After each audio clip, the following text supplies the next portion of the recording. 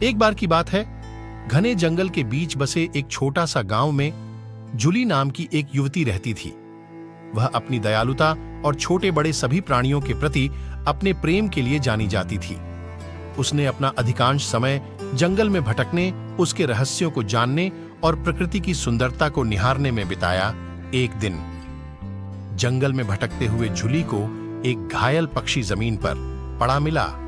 उसने सावधानी से उसे उठाया और वापस अपनी घर में ले गई। उसने चिड़िया के घावों की मरहम पट्टी की और उसकी देखभाल कर उसे फिर से स्वस्थ कर दिया। दिन हफ्तों में बदल गए और पक्षी जूली की देखरेख में मजबूत होता गया। जूली के जंगल में जाने के दौरान उसके कंधे पर बैठ जाती थी और वे एक दूसरे से बात करने में घंटों बिताते थे। एक दिन चिड़िया ने जूली से साफ और स्पष्ट आवाज में बात की। मेरी जान बचाने के लिए धन्यवाद। उसने कहा, मैं कोई साधारण पक्षी नहीं हूं, मैं एक जादुई पक्षी हूं। मेरे पास आपको 3 इच्छाएं देने की शक्ति है।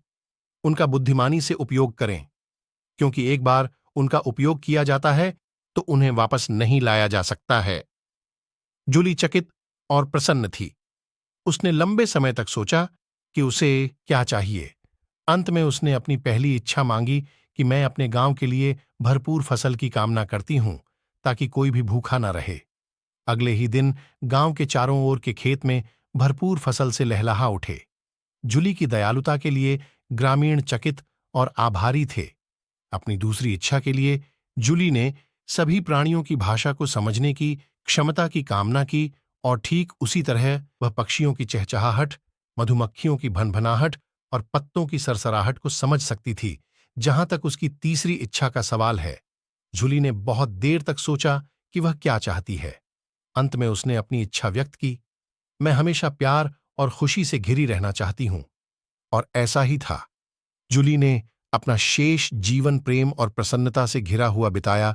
उसने जंगल का पता लगाना और जरूरतमंद लोगों की मदद करना जारी रखा, और उसने कभी कोई दूसरी इच्छा नहीं की।